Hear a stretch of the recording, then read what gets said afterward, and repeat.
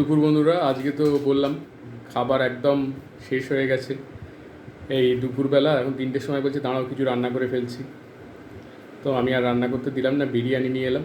মেজ বৌদিকেও যেমনটা বললাম, আমাদের এখানে বিরিয়ানিটা দারুণ হয়। তো আমরা তিনজনই এখন বিরিয়ানি খেয়ে নিই। এখন আবার বিরিয়ানির সঙ্গে আগে স্যালাড ফ্রি দিত, এখন এক একটা স্যালাডের প্যাকেট নিয়েছি, 4 জনের 4টে, 10 টাকা করে এক একটা প্যাকেট। হ্যাঁ, মানে ওইটুকু শসা আর পেঁয়াজ, ভাবতে পারছো? আমি তো শসা পেঁয়াজ এগুলোর সাথে এমনি ভার খেয়ে দিই, কোনো পয়সা ইয়ে করি না। তো যাই হোক, এখন পয়সা না দিলে কিছুই পাওয়া যায় না। শুধু প্রিয়াঙ্কার দিলেই পাওয়া যায়। প্রিয়াঙ্কার ছেলে কি, হ্যাঁ সত্যিই তাই। শসা পেঁয়াজ আচার, তুমি আচার দিচ্ছ। সবাই চাইছে প্রিয়াঙ্কার দিলে বিনা পয়সায় সবাই খাবে। হ্যাঁ সত্যিই তাই।